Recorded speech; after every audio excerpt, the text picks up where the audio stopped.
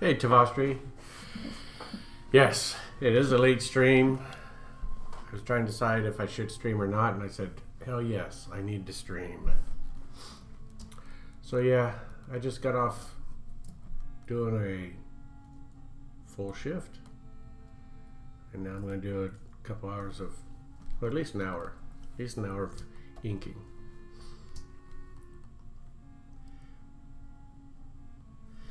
But yes, late shift.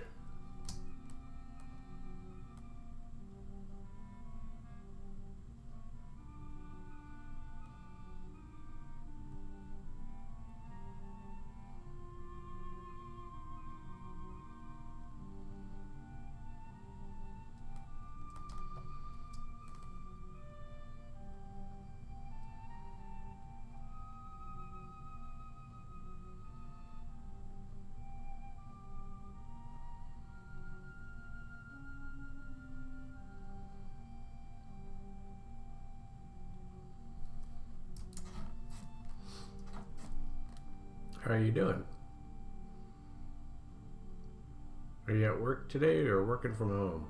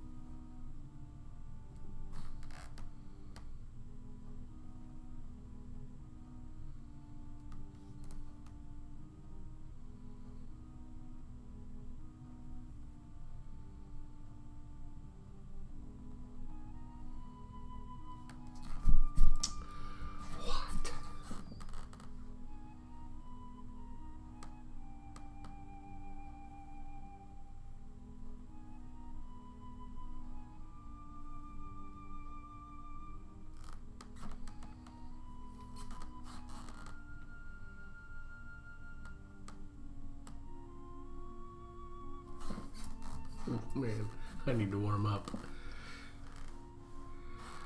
Drawing a sorcerer?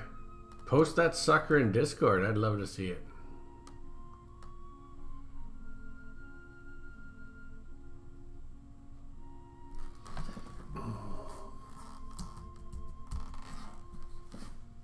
Sorceress.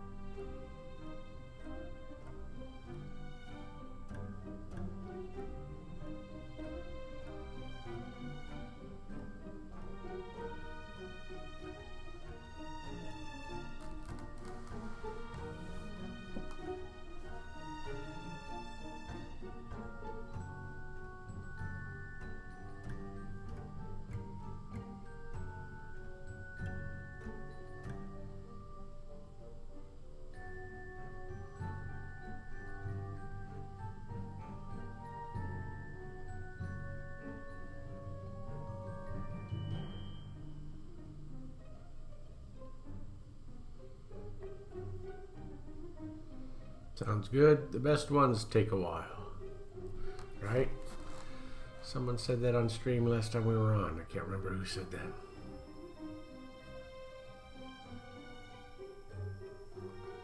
Maybe it was you.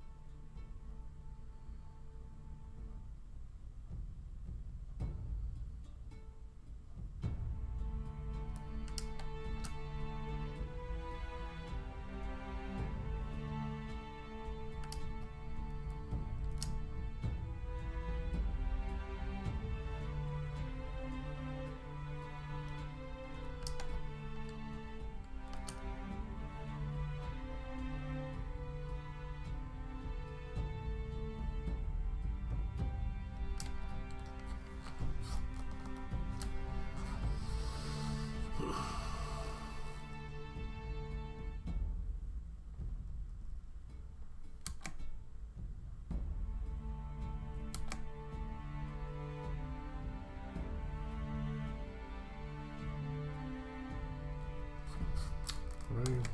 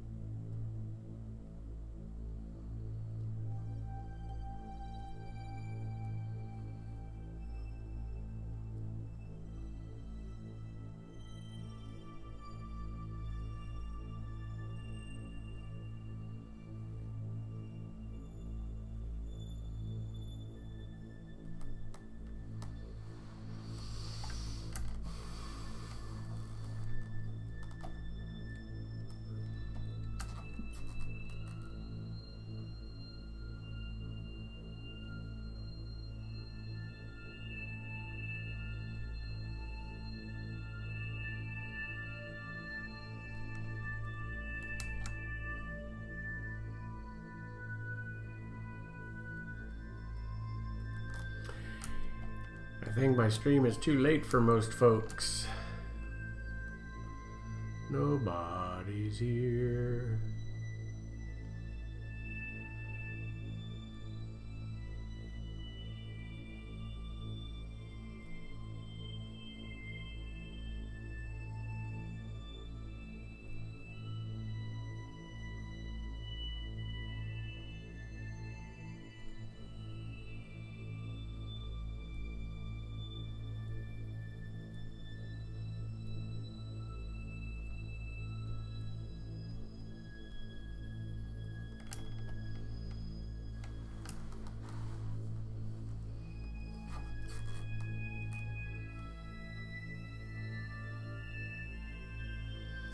Yeah, it's kind of hard when I can't have a set schedule right now.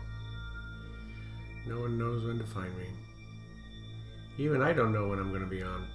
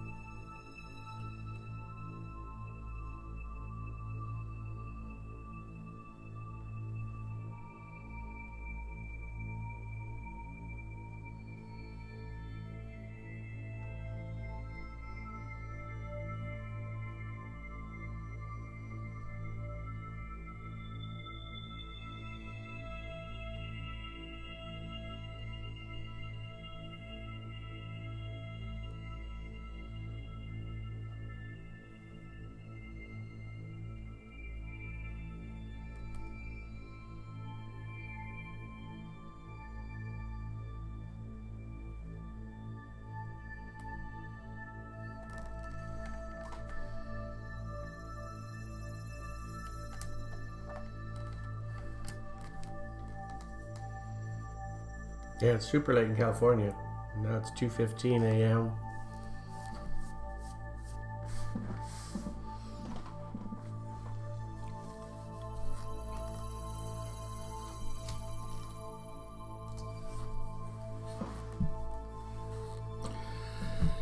Yeah, I think probably if I streamed earlier, like early my time, might actually be better for everyone because I would get all the US and late night Europe instead of early morning Europe. I wonder if that would be better.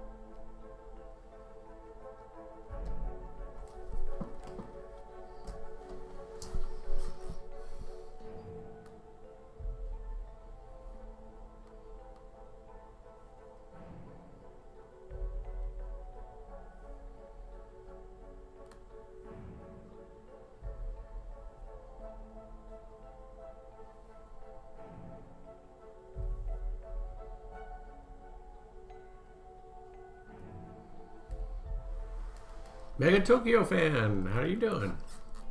It's going good, man.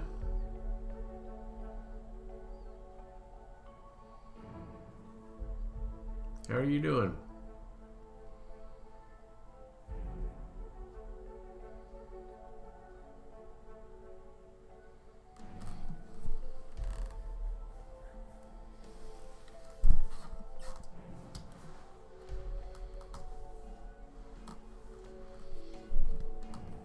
All right. I wonder if it booted any from my list. That would be a negative. Looks like they're all there.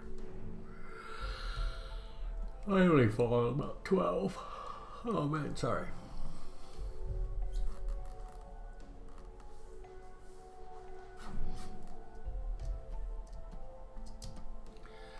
Doing okay? Sorry to hear that you're depressed on several fronts though.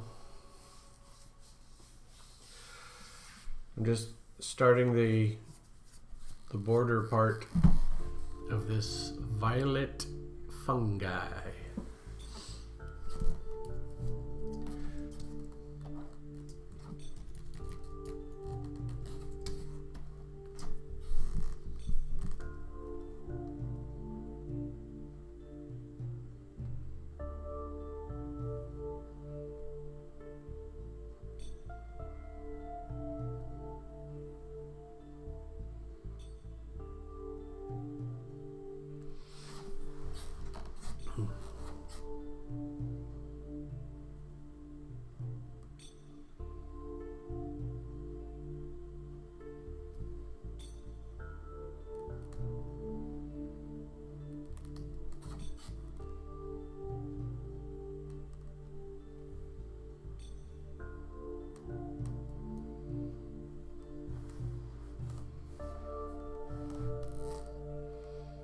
Can't find a good group, not even any of the online groups or anything.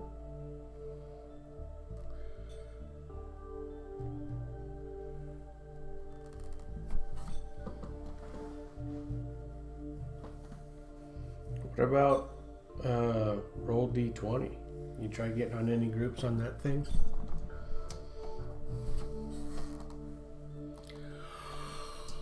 Ooh, sorry about the yawning. Sorry.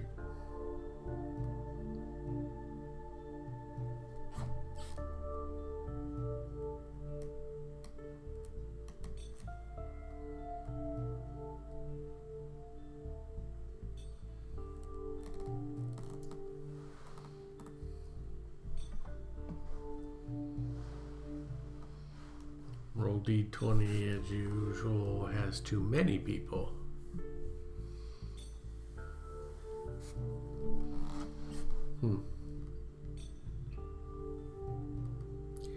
You mean like every group's full, too many people? Or what do you mean by too many people? Wouldn't that be what you want?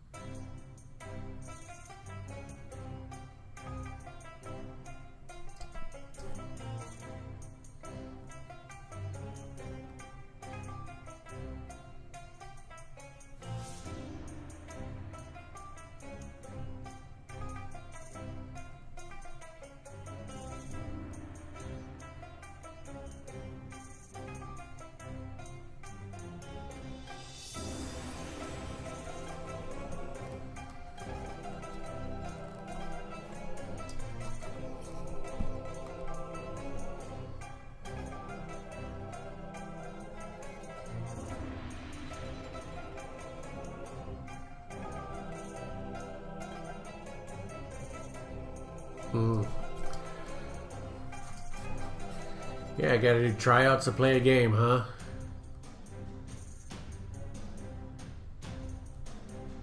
I guess if you want someone that does role playing, you know, I could understand.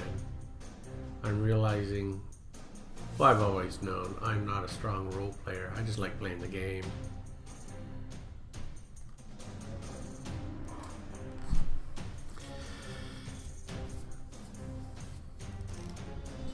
Wow. It does fill up fast. What if you hosted your own game? That way you've got first dibs on the spot.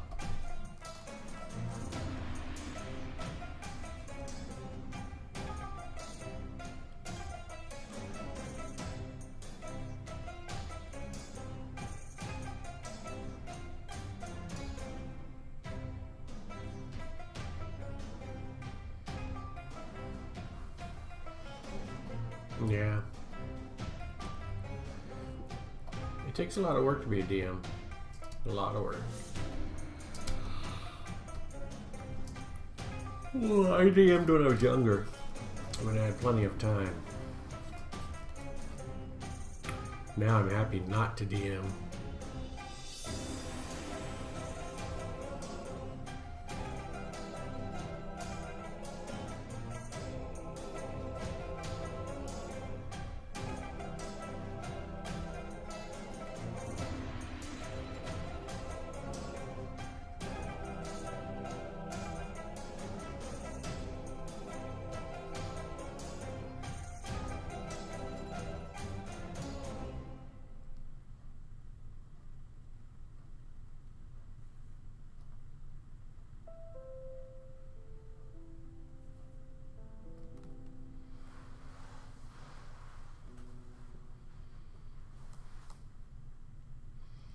$11 players is a lot.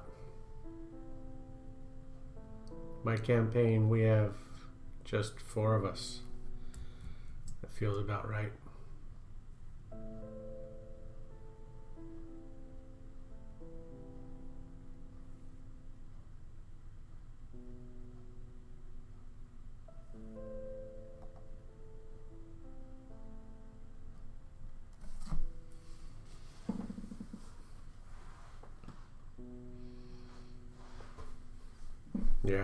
Yeah, 5 is a good number.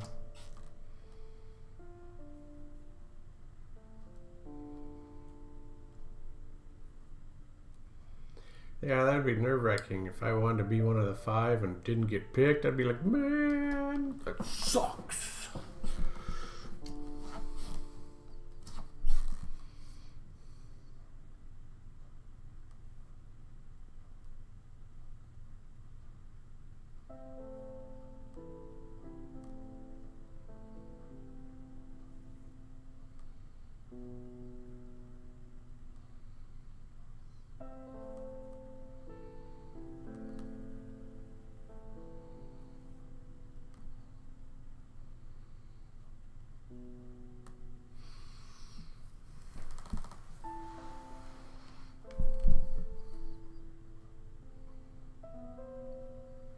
Yeah, it'll come up then. For some reason, it's just dry season for your games, I guess.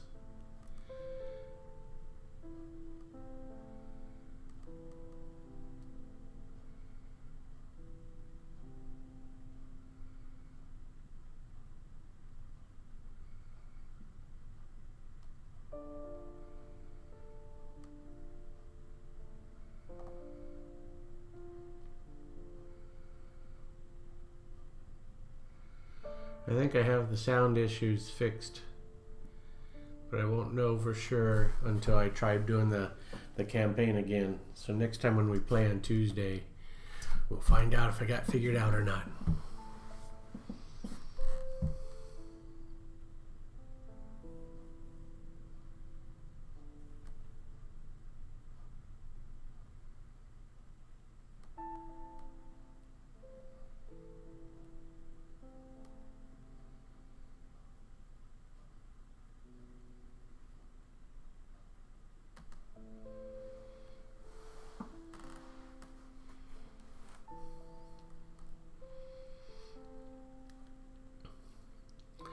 Hop on Discord and we can try it. What are we going to try? Just Discord?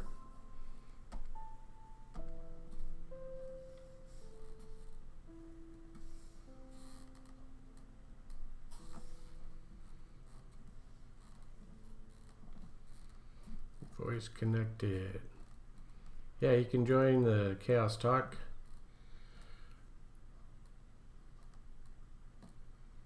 Hey. Hey there.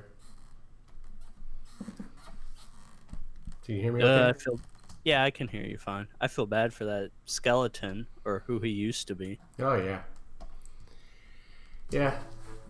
Like I said on my Instagram little message, he thought he was going to get some nice shroom dinner, and he thought wrong. Yeah, I bet.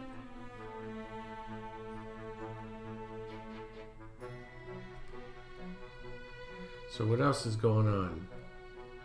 Why can't you start a campaign but just tell someone or ask someone to be GM instead?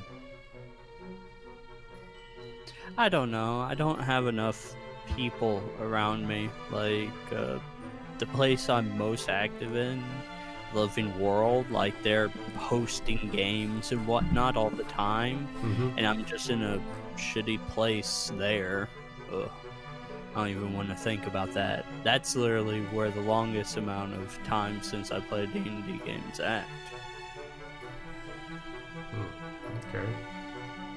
Okay. Basically, I played a game more than 4 months ago. I ended a really fun campaign where I got to bond with this, like, crazy ninja that used 7 swords that could connect to each other. So he had something like a 13-inch, like, samurai sword that he wielded in one hand. It was ridiculous. And me and him became friends because my character is...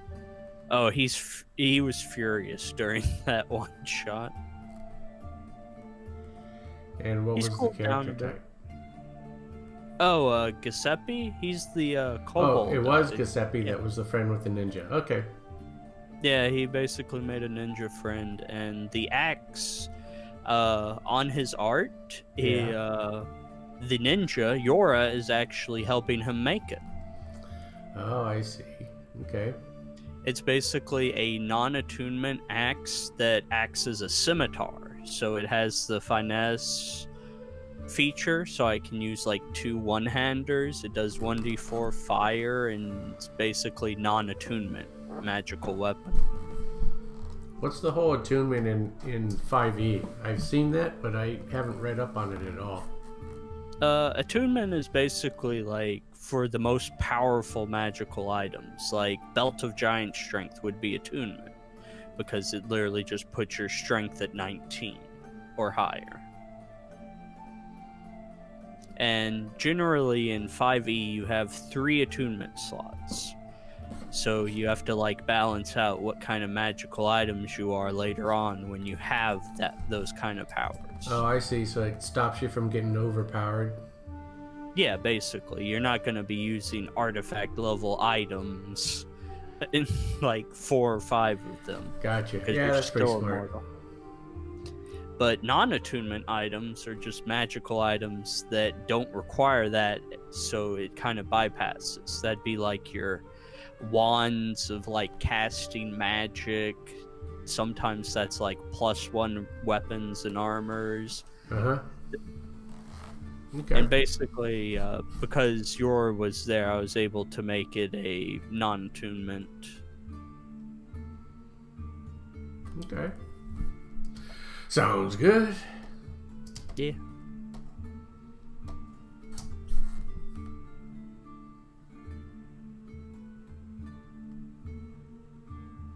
But yeah, I can hear myself just fine on the stream. Yeah, the voice quality is really good, or the mic quality. You sound very clear. What kind of mic are you using? It's an Audio Technica. Oh, good sound quality. Yeah, like my friend told me that he's been using one of these for years, and he suggested I get one, and I'm like, okay. Is it a headset with the mic attached to the headset? Oh God, no. Those things are like actually pretty bad because they're so much more complex, they wear down a lot faster. This one's just a straight up mic for like voice acting and whatnot. Gotcha. Okay. I have some Like my mic is just that blue snowball. So Yeah. pretty much entry level thing. And it's distance. I mean, it's like 2.5 feet away from me. Nice. But I had some, back in the days when I was recording like my drum set, I do have some other mics. I should bring those out and test those someday, just see what they sound like. I think they would sound pretty damn good, honestly. So, yeah, our dungeon master is using, I'm not sure what mic he's using, but it looks like an expensive mic. It's got its own boom stand, and he sounds great. It sounds much better. So I think I'm gonna have to get a new mic soon. Just be careful, because you can overpay and end up buying like $100 mic like that. Mm-hmm. Like Yeah. the one I got was pretty cheap at like 70. Mm-hmm. Like I got a good quality one that's not like, it's maybe 2 years old. Yeah. But yeah, it works. Cool. Yeah, I'll have to do some. I'll do my research first. If I get serious about it, I'll do my research and then pick something. Like I said, I still have some mics, some recording mics, so they might work. But they, I know they're going to be SLR mics, so I'd have to get some kind of adapter to hook them up to the computer. Yeah, probably.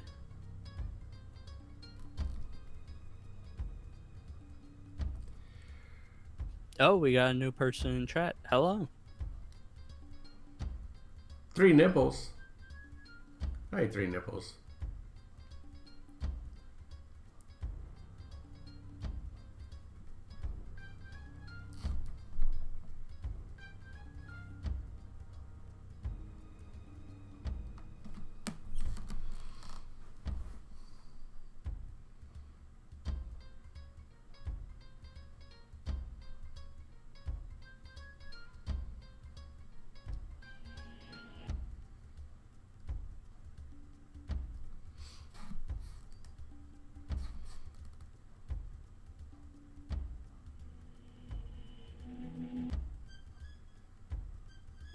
Oh, that said, I am thankful I found this little game where I'm having to compete with 19 other people.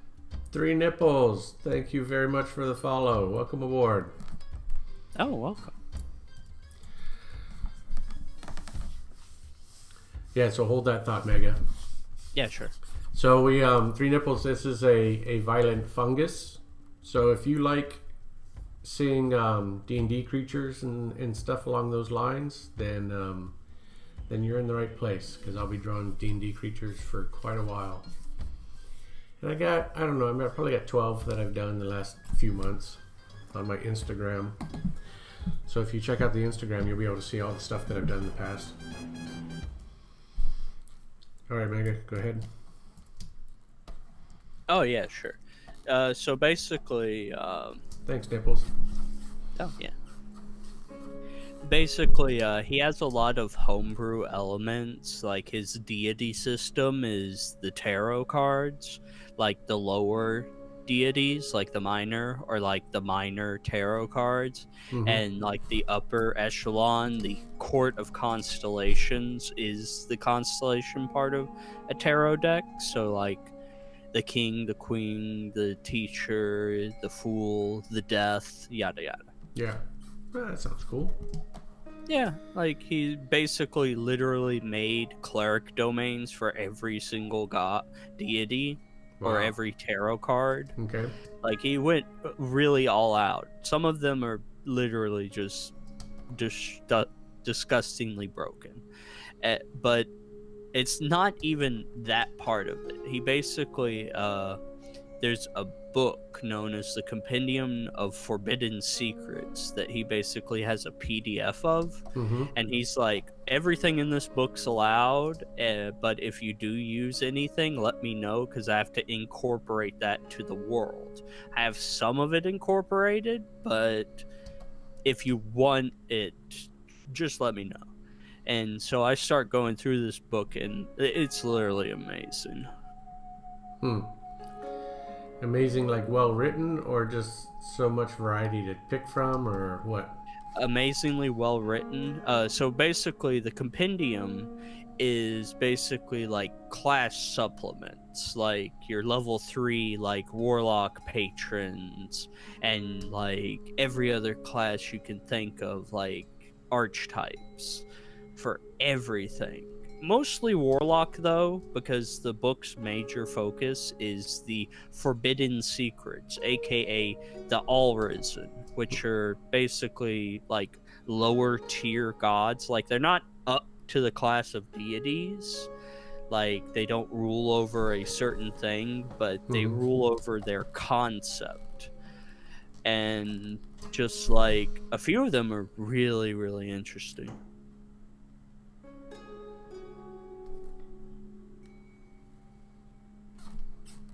Weird noise.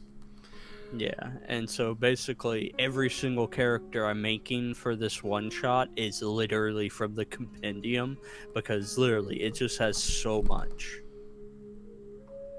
Ah, that sounds cool. And it's all homebrewed? Oh no, it's not homebrewed. You got it from a book. Is the book like canon D&D stuff? It is not canon D&D stuff. Yeah, okay. Like the first thing I caught that really caught my eye is the Ashen Wolf, the Hungering Flame. Basically, within every fire there's an insatiable and gluttonous greed, a simple and pure predatory urge to consume, feast, and burn until nothing is left. Wood, flesh, and metal alike bow before the furious supremacy of the flame, and the Ashen Wolf's the physical manifestation. Okay. Cool, man. And like the neat part of the otherworldly patron is that you basically make a pact with this primal spirit of the hunt, and basically like the first thing you do is learn how to breathe smoke, and you can basically like turn yourself into like a hybrid monk sort of thing. Like you can basically okay, here. So the two big things that caught my eye were for Pact of the Blade, which is Hide of Cinders and Scorched Blade. And the Hide of Cinder, you can basically coat yourself in embers and ash to cover your skin, basically making your AC 10 plus Dex plus Charisma. And you can also, as a reaction, cause your attacker to take fire damage equal to your Charisma modifier. Cool stuff. Yeah, I'm what's this? I'm more of a game neophyte, right? I don't think that's the right term, because everything is so brand new to me. All the new, like, I don't know, powers based on stats that I've never heard of before, stuff like that. So yeah, but it's cool. It's cool. Yeah, but like I literally went through this, and like I think there's something like 11 different subclasses I really like, including the Currency Conspirator, which is my first character in the one game. Which basically his whole thing is that he has a currency or wealth mimic that's like the size of a coin, and like it can actually turn itself into a magic item that I have possession of.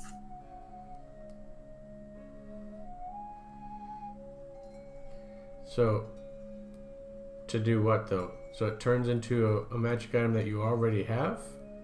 Yeah. The reason that can be really good is, say it's a magic item that uses charges, like a magic missile wand or a wand of fireball.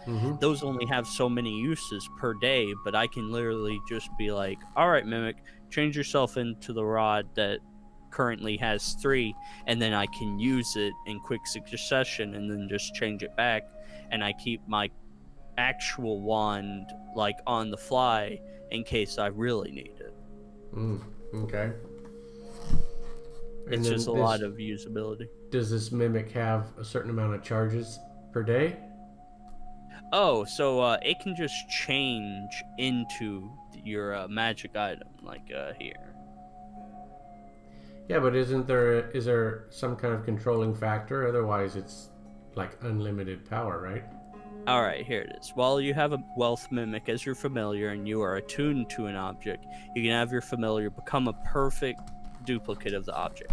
It loses its normal statistics and gains the magical features of the object until it changes form. So,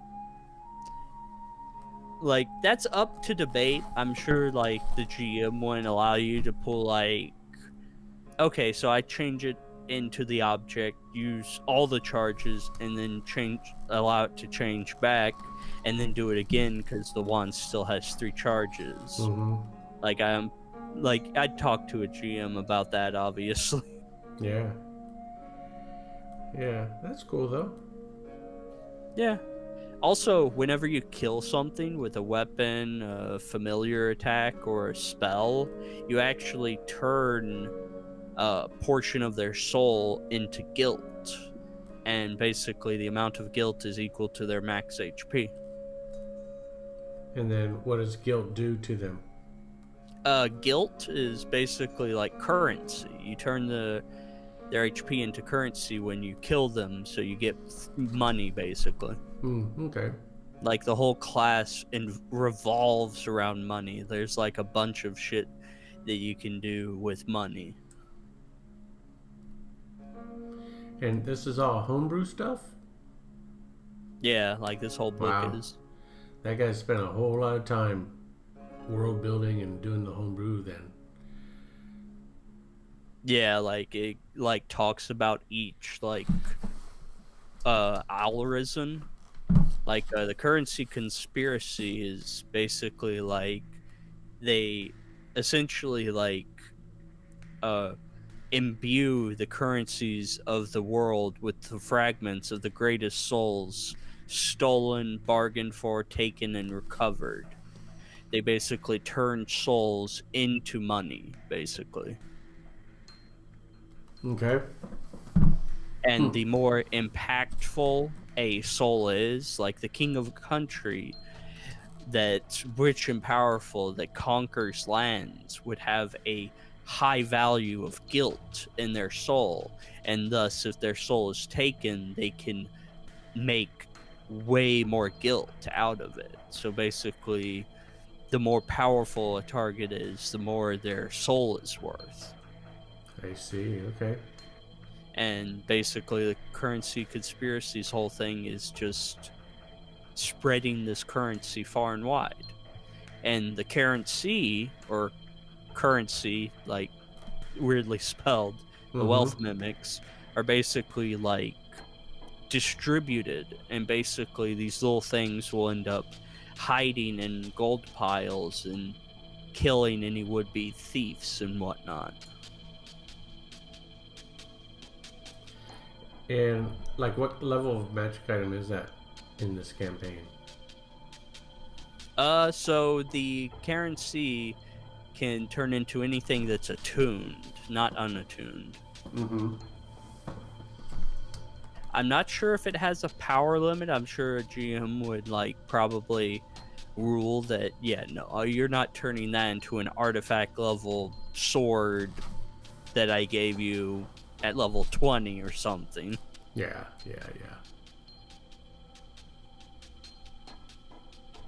But it's enough of an interesting concept for the Mimic that I did it instead of, say, the Pact of the Blade version. But the Pact of the Blade version's like cool too. You basically make a weapon that's pure golden metal covered in precious gemstones using the feature, and you can decide to, instead of attacking, making an exchanging strike in place, where if you succeed, you trade the packed weapon you're holding with the object the target is holding. Does he get a save? It basically has a contest. You basically make a persuasion check opposed by its insight check. And creatures that are immune to the charmed condition are immune to this effect. Yeah, that could mess up some creature's day if you took his weapon, swapped out something. Yeah. Oh, hey, you have a bag of bombs? Here, let's switch. You can have my rusty dagger. Rusty gold-plated dagger Sure. with precious gems. Yeah, that's like the arcane trickster that I have at like 17th level. He can do something similar. He can steal a spell that's casted at him. So it kind of reminds me of that ability. But he gets that at 17th level. Yeah, but that's the spell. Could be like, hey, I'm gonna yoink your death spell that you just cast on me. Got him. Auto save.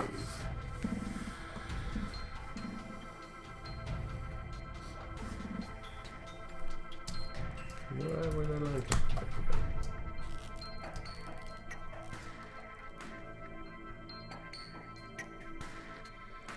So when do you find out if you made the final cut for this new campaign? Twisted Boss, hello! God only knows. I have to assume it's after the one-shots. Those haven't even started.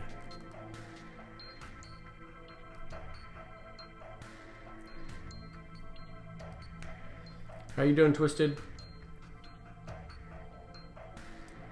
I'm doing fine, just plugging away on tonight's drawing. And I'm helping him test out his mic.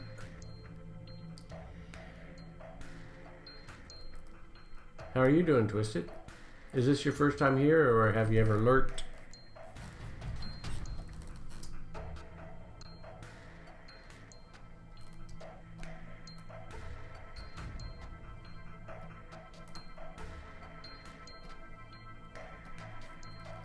Doing pretty alright? Alright, alright.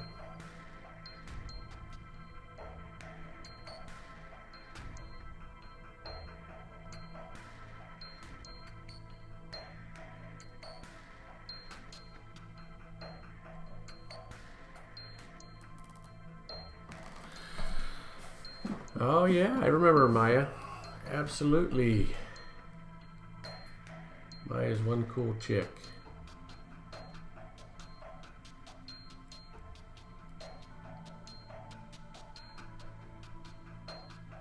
I haven't stopped by her stream though in a couple of weeks. I've been really busy doing like real life work stuff.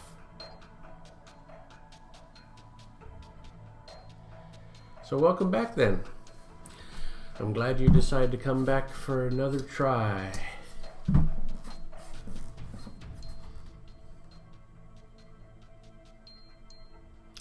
So if you remember, I draw D&D creatures. And currently this image here is a violent fungus. This one right here is the one that's the main star of this image.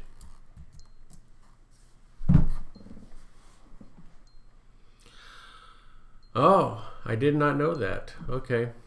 I hope she's all right.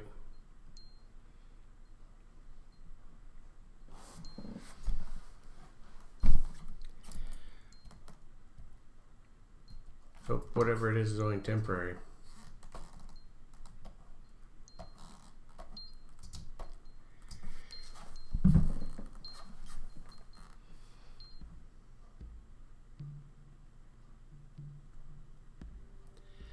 I think Maya was like a natural Twitch star. I think she's going to be really popular.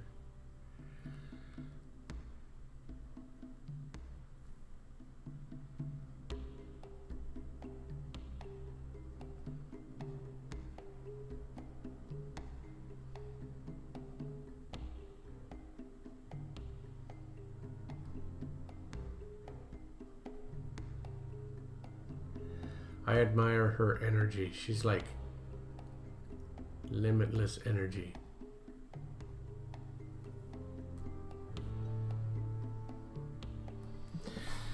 Yeah, I draw everything from the start.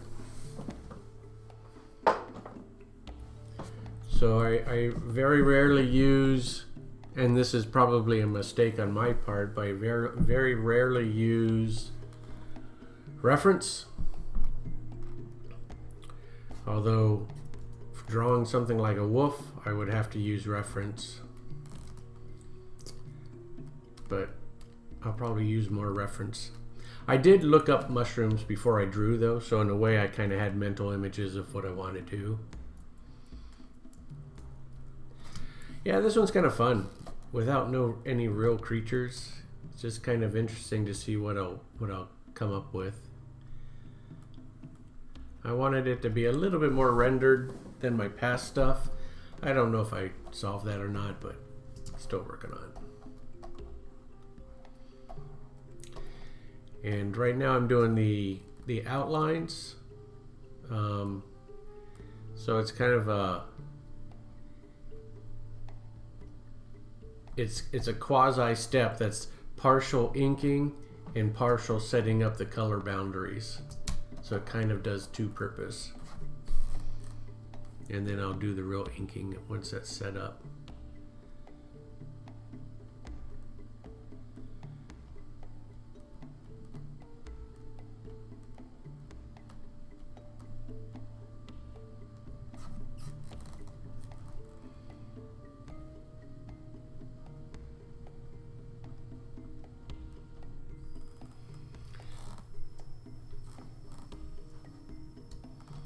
Thanks very much.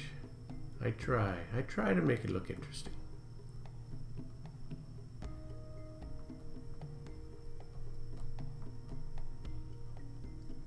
Hey Mega, what part of the country are you in?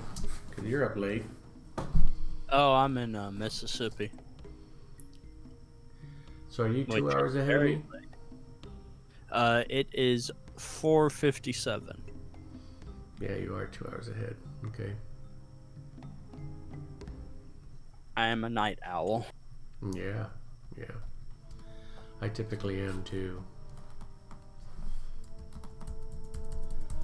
Although life's trying to make me not.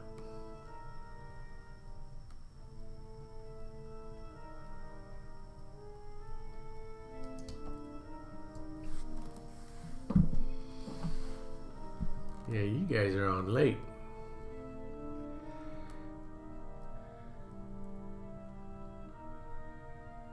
Me?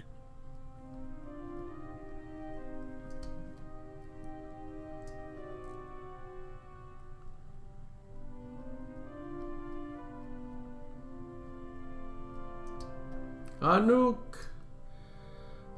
is here.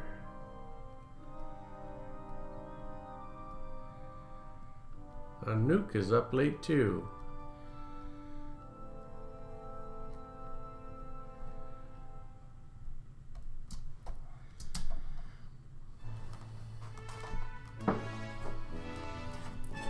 That's all right, Twisted. Glad you stopped in. I'm actually very glad you said hello. So, thanks for saying hi. And, I'll see you next time. Right now I'm on pretty random. So, I can't even say when I'll be on again. But keep an eye out on me. I'll be back. And Anouk is at 6 a.m. Yeah. Yeah, I think if I did early streams, I'd actually catch you guys a lot more than doing these late streams. I mean, I usually see you on. I just watch something else sometimes. Yeah, sure. No worries.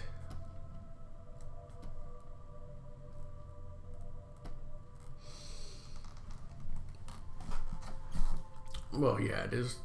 Excuse me, it is the weekend, so no need to go to bed yet. Indeed.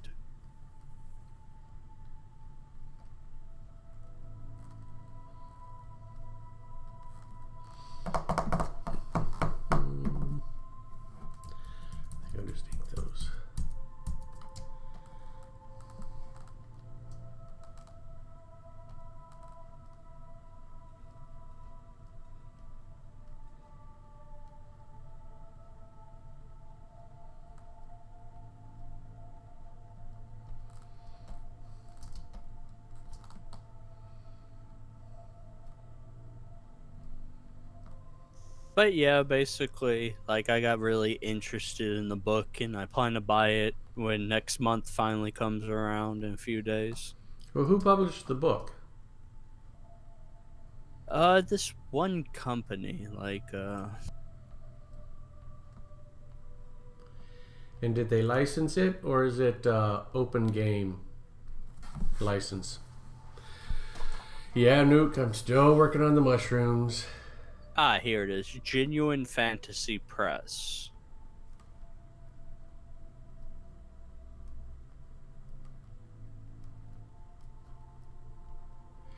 Cool. So yeah, you have to let me know how it goes. I'll be curious to know if you get into that group. Is that group? It's going to stream, right? I assuming since they're doing the tryouts and they want to be like Critical Role, Yeah. like that in streaming. Yeah, he plans to stream like the finished product. He plans on making like a YouTube videos of the whole thing. Like he has ambition. I'll give him that. Mm-hmm. Yeah, cool. You have to let me know how it goes. I'm going to assume you're going to make it because, and it would be cool to watch the stream or watch the VOD or whatever it is that ends up getting produced.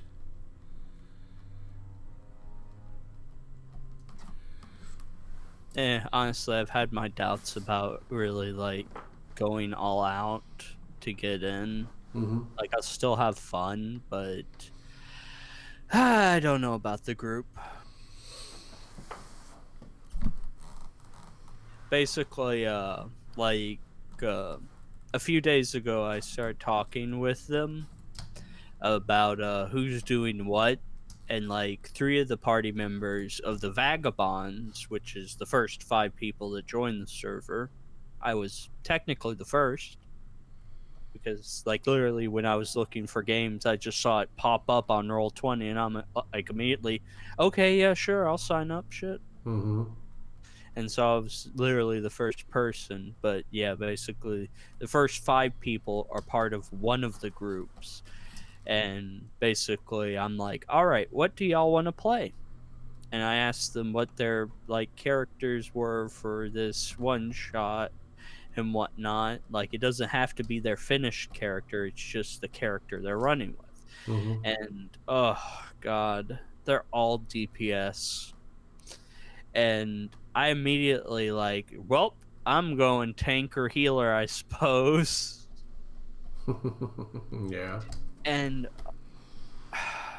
I don't know why they got so triggered at the idea of me going as tank.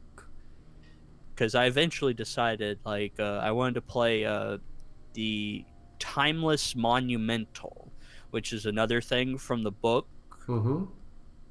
Which is just ridiculously crazy sounding. It's basically like the quote-unquote patron is a giant building that teleports between all the planes wildly to basically fight against quote-unquote evil. And basically it's a literal like ageless building that shines like glory and all this, and basically travelers will get picked up by the building and changed irrevocably from what they used to be. Like the passage of time won't touch them. Like at level 3, skin blemishes, lost limbs, any diseases, all that stuff, that's gone. You don't suffer that anymore. And if you spend 7 days without getting hurt, that happens again. So say you get your arms cut off, you can just chill out for 7 days, and your arm will literally grow back perfectly pristine. Sounds like the I forget what they call it, but from the Malazan Empire series, there was that book, or not the book, there was that building that could take folks to different planes of existence and allow them to become ascendants and stuff like that. So sounds similar. Huh, it might be. Like he said he had a lot of like inspiration for a lot of the ideas, so that might be the reference. But basically, as the game goes on, like, you become, like, at level 10, you literally cannot age anymore. You eventually start becoming this, like, shining beacon of light. Like, the passage of time doesn't affect you Mm-hmm. anymore. Mm-hmm. And, like, enemies start aging in front of you when facing your wrath. Like, it's a really cool archetype for fighter. And I'm just like, yeah, I'm gonna play this and be our tank, because, like, I really like the concept of it. And they're just like, they started getting on to me that tank is such a bad term for D&D and all of this, and oh god, that's what literally the first thing that started me off on getting depressed earlier. Like, I don't know how to deal with them anymore. I just think they're responding to the terminology. That's all. Because the terminology, there was never a tank in D&D to begin with. There was other games that had tanks. So, but maybe they're just like, we're playing D&D, not WoW or anything else. Well, yeah. Like, I explained to them, like, I don't mean, like, it's just a tank. That's just a descriptor for, like, what you do. They redirect enemy attacks. They draw attention in order to protect other characters. Which, like, basically distracting them. Yeah. Be it by having a lot of AC, a lot of health, good armor, Like being a paladin. evasive and misdirection. Like, there's a lot of ways you can be a tank.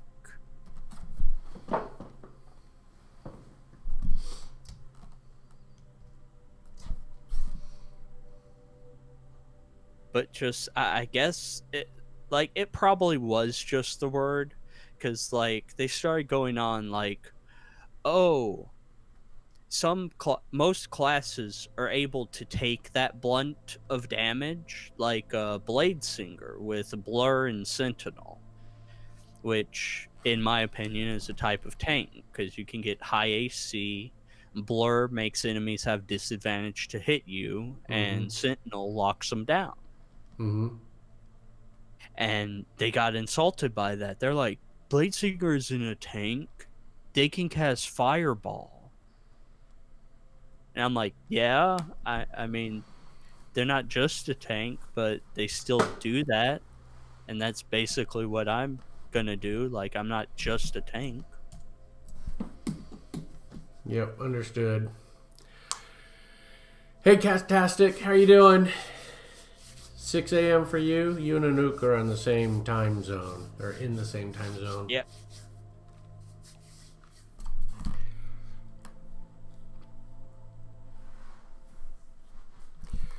So, still plugging away. Enjoy your lurk. But yeah, they just started citing off reasons D&D doesn't have tanks, and I just kept bringing up stuff that, I mean, there are ways characters can do that, like keep an enemy away or make them focus them.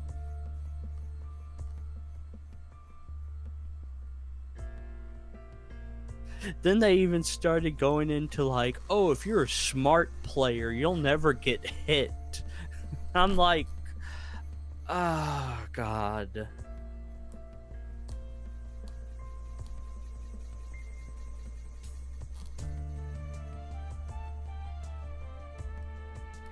I don't think a game's worth playing if you're not going to get hit.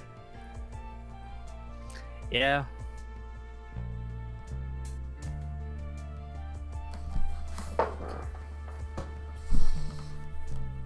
Still getting over your upper respiratory infection? Holy crap. Still getting over it. How bad was it? Glad you're doing better.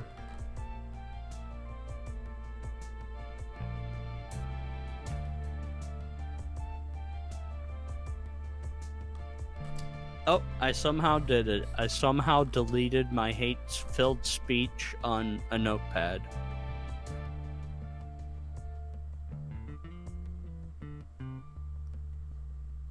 Okie doke. Sorry, they literally triggered me so hard with the whole thing that I compiled literally every point they made and like counterpointed, like even using their own arguments against them, because they kept bringing up stuff that would completely ignore the other stuff they argued. Mm-hmm. Like one guy's like, frontliners aren't really used, but frontliners are also really good in comps to hold off enemies and whatnot. And I'm just like, are y'all listening to yourselves?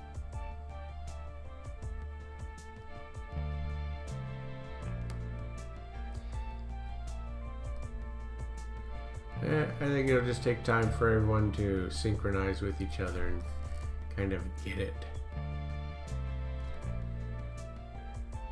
I mean, some of them like understand that like it's a good character to have, but at the same time they just like, it felt like they wanted to argue for the fault of arguing because I was using the tank terminology Yeah. instead of saying frontline fighter or guy who soaks up damage or distracts or whatever.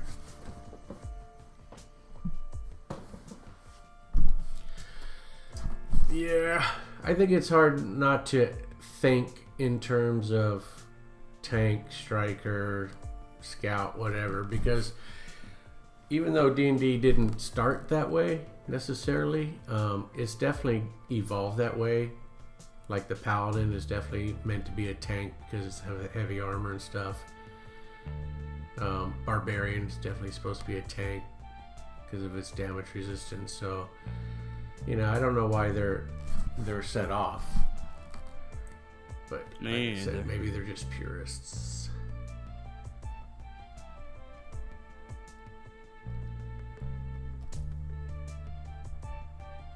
The GM even went so far to say that it's the GM's job to make a party like be able to play coherently so that it doesn't just end up bad. And I'm like, if you're having to kitty it up for us where we can't even fight a caster with fireball because everyone has like half my HP as a tank, there's a problem. Yeah, well, it's his job to figure it out. Yeah, which, if he wants to make an espionage campaign or some unique campaign that's all about traveling or something, like avoiding like bandits or something, then good for him.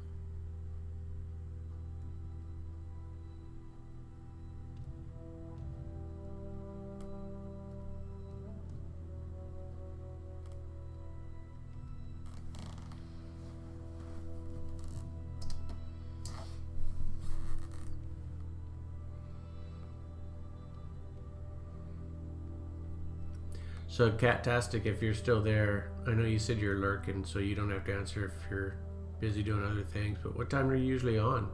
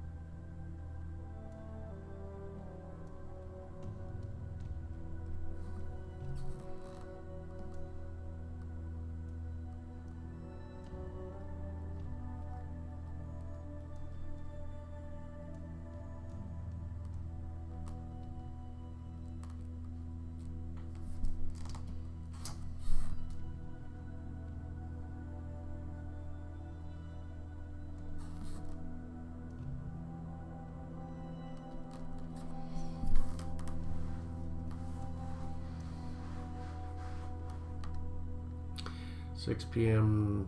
Eastern, so that's 3 on my time. Okay.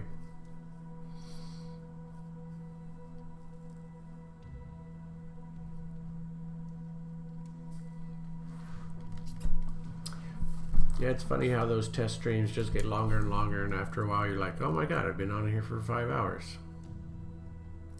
Were you testing equipment or format or game? What was your test about?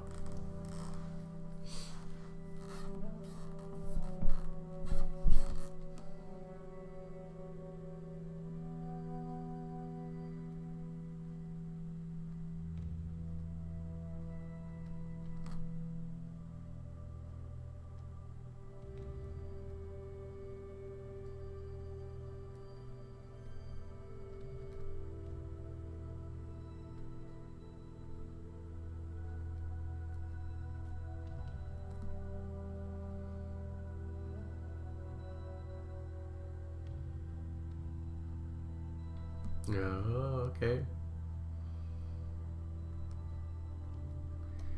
And I assume it worked.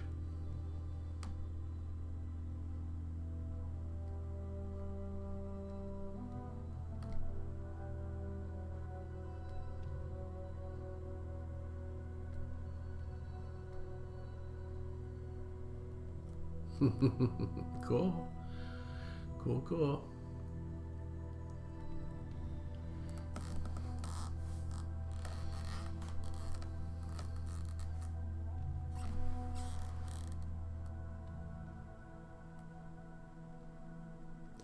I haven't captured any games, so I don't even know that part of the technology.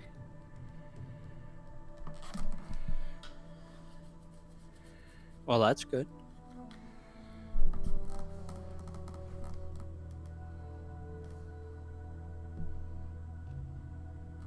Yeah, so you get a long stream. Cool.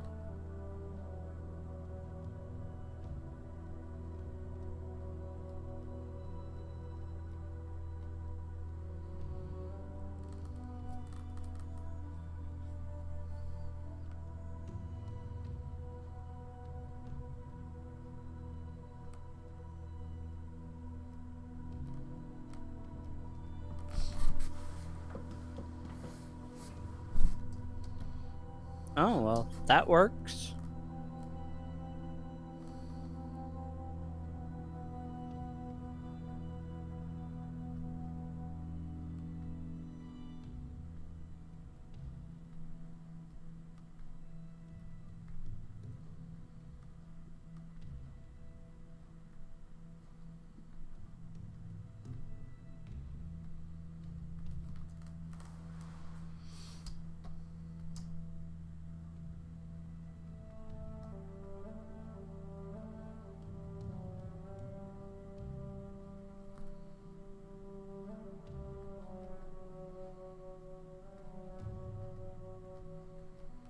Yeah, I don't know. Either they don't know the technique, or maybe they buy the equipment that gives them a higher frame rate.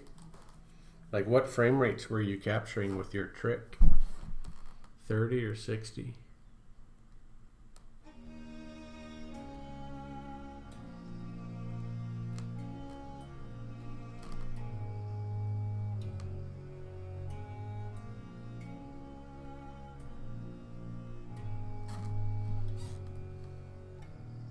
Sounds interesting though, if you're able to actually make it work, because like having a PS4 game run through a decent computer of this day and age would be like night and day.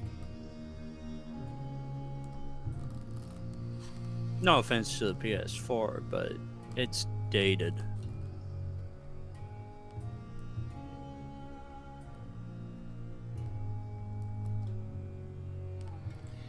Did you say what game you were streaming?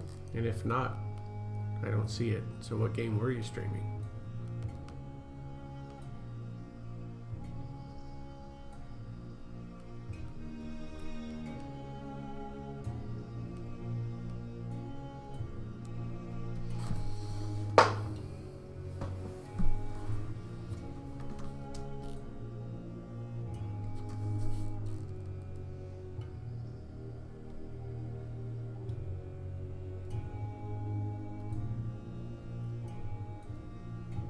If I had to guess, probably God of War, or maybe a like Bloodborne, maybe? Who knows?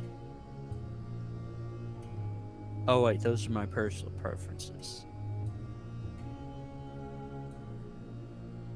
30. 30's great. Oh, Kingdom Hearts.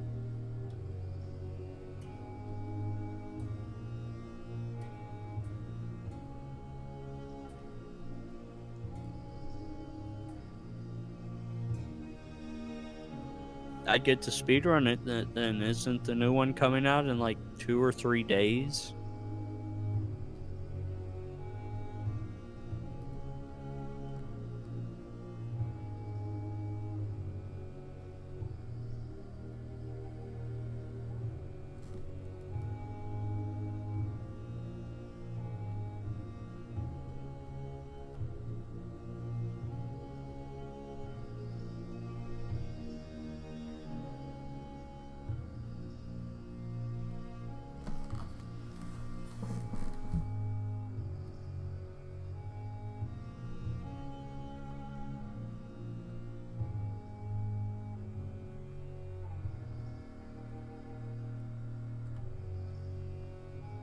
But yeah, I can kind of understand playing through a game again, like in prep for a new game.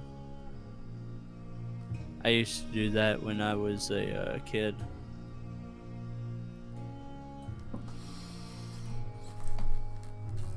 It was the Ratchet and Clank series. Watercolor pieces of characters from the games. Oh, that sounds interesting.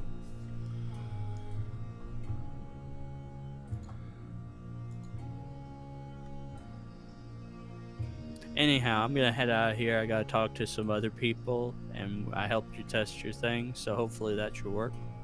Cool. Yeah, thanks, Mega. And I'll see you, I'll see you around. I'll be on, hopefully, more often. All right, cool. Take care. You too.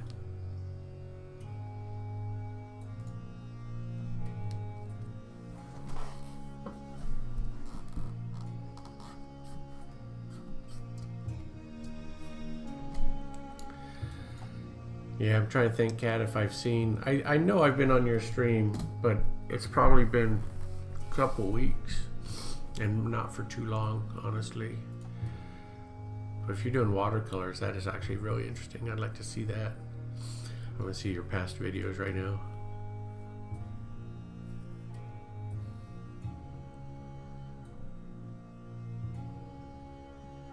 Wow, you've got 41 videos.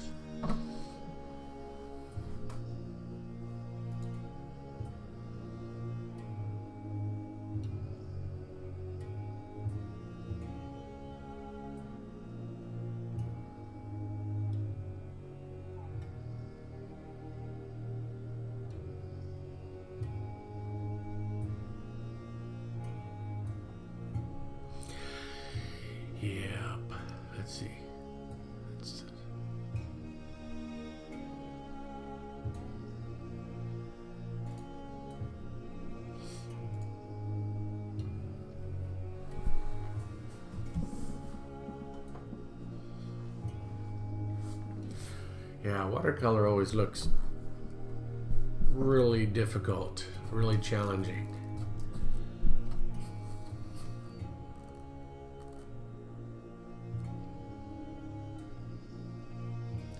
More challenging even than acrylics or oil.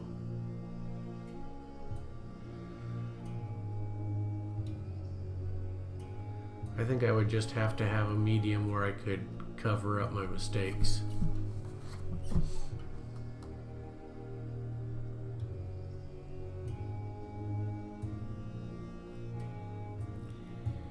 Christina is live.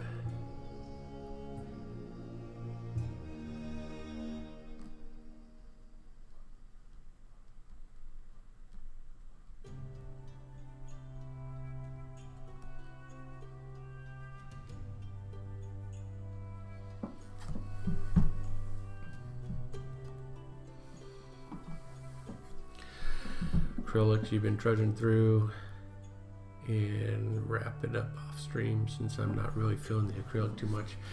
Yeah. If it ain't working, it ain't working. Sometimes I'll work on my stuff off stream too, or not so much to finish it up maybe, but to get it started. A lot of times I'll get stuff started off stream until I'm kind of warmed up and feeling good about it, and then I'll go on stream and finish it up. But sometimes I'll like just finish a stream and then I'm like, oh man, I just had an idea of what I should be doing. And I'll draw a little bit off stream that way too.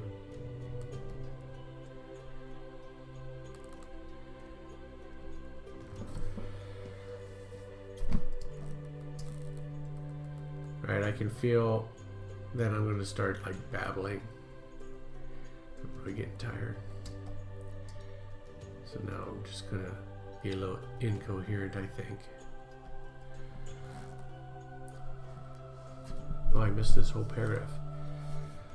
I think acrylic is the first medium I can say just doesn't seem to be jiving with you too well. Yeah.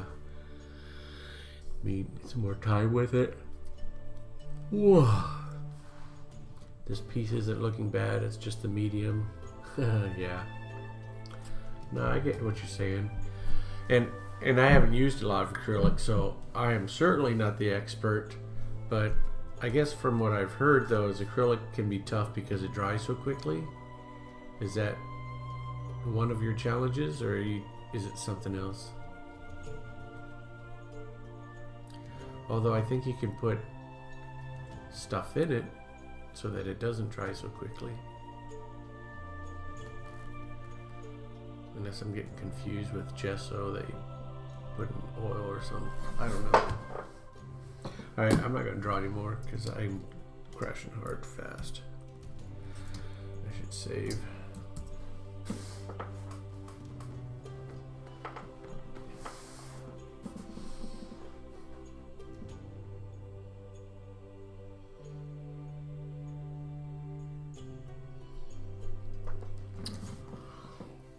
Oh my gosh.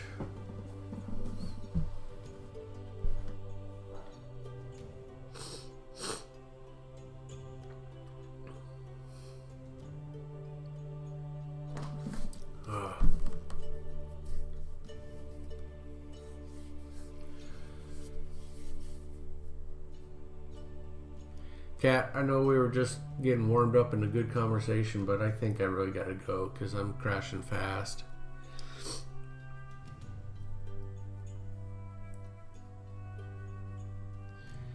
Definitely something you can mix in. Yeah. Yeah, that's true. Might change the paints.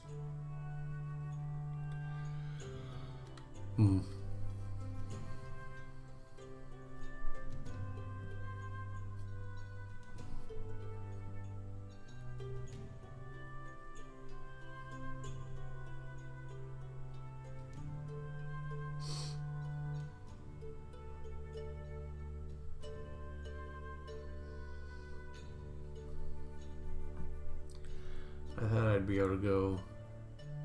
Yeah, I'm glad you caught me too. I will. I have to work 12 to 8 tomorrow. But if you're streaming early, I'll check to see if you're streaming and stop by and say hi and see what you're up to. Oh, thank you for that. Thank you for the bits. Always appreciated.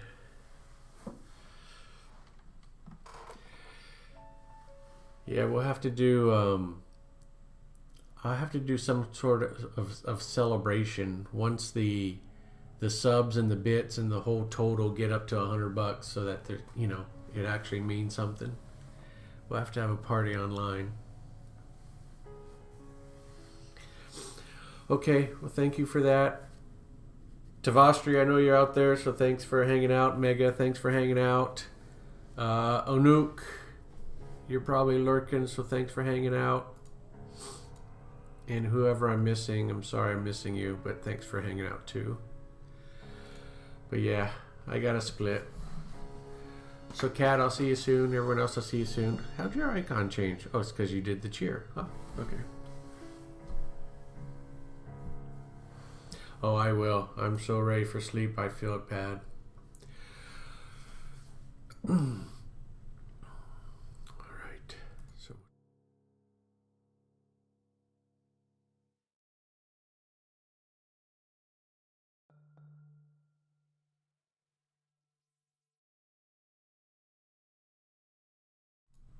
That was a little bit of abrupt. Okay. Good night, everyone. I didn't even. Yeah. Okay. Now I'm going.